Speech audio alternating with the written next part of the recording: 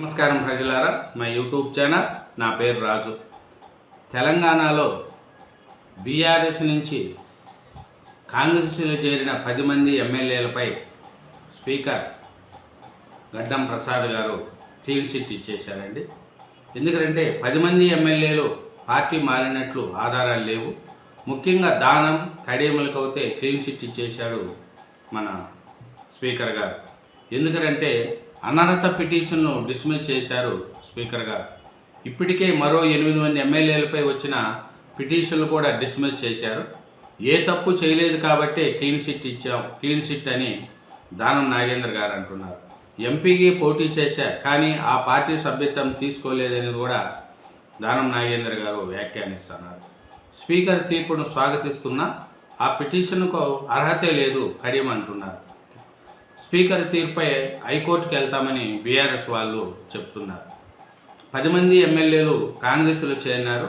ఆ కాంగ్రెస్లో చేరిన 10 మంది ఎమ్మెల్యేలపై కూడా అనర్హత పిటిషన్ను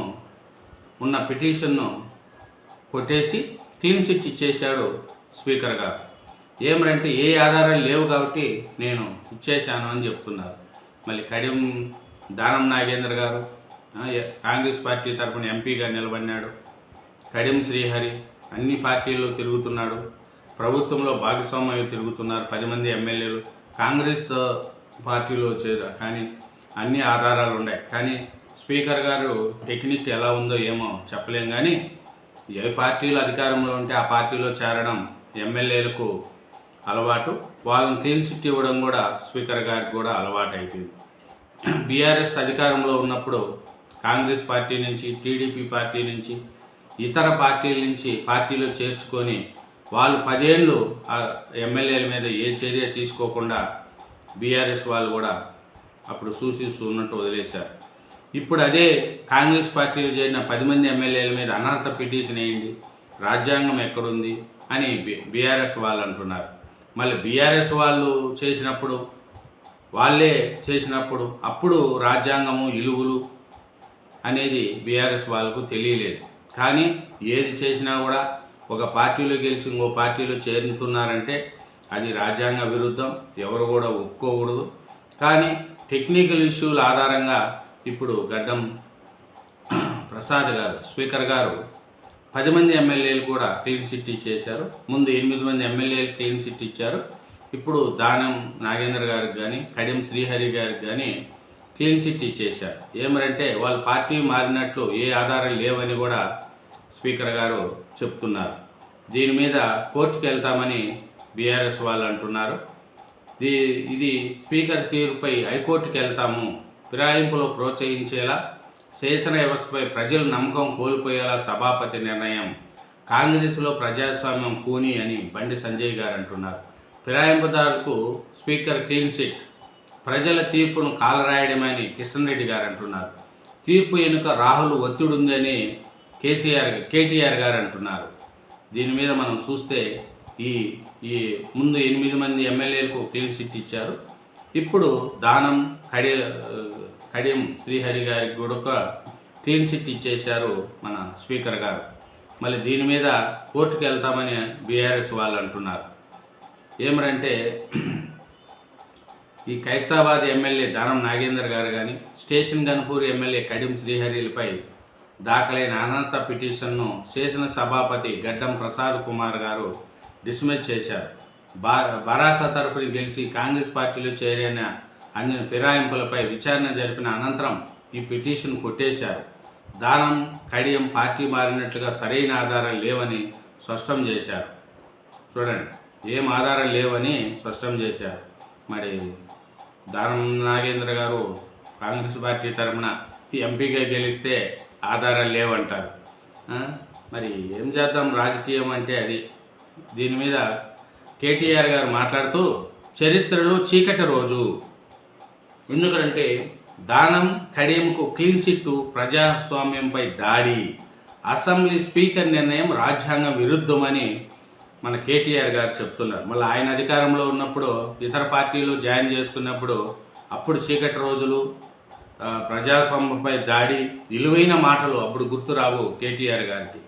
ఇప్పుడు కాంగ్రెస్లో చేరంగానే ఇప్పుడు చీకటి రోజు ప్రజాస్వామ్యము అంటున్నారు. అప్పుడు టీడీపీలో ఉన్న ఎమ్మెల్యేలను, కాంగ్రెస్ పార్టీలో ఉన్న ఎమ్మెల్యేలను, ఇతర పార్టీ ఉండే ఎమ్మెల్యేలను 10 సంవత్సరాలు గెలిపిస్తే 2 తడవల మీరు ఇతర పార్టీల్లో లాక్కున్నారే. అప్పుడు చీకటి రోజు కనపల్లా. తలసాని శ్రీనివాస్ యాదవ్ గారు ఏ పార్టీలో ఉన్నారు?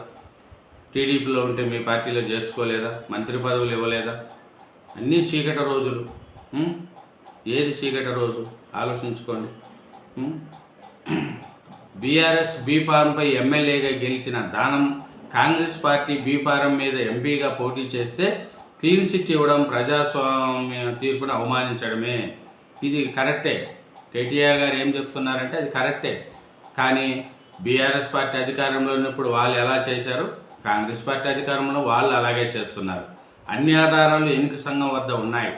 అయినా ఫిరాయింపులను ప్రోత్సహించు స్పీకర్ తీసుకున్న నిర్ణయం ప్రజాస్వామ్యానికి చీకటి రోజు అని మన కేటీఆర్ గారు చెప్తున్నారు. కరెక్టే. ఎందుకంటే ప్రజలకు తెలుసు, అందరికీ తెలుసు.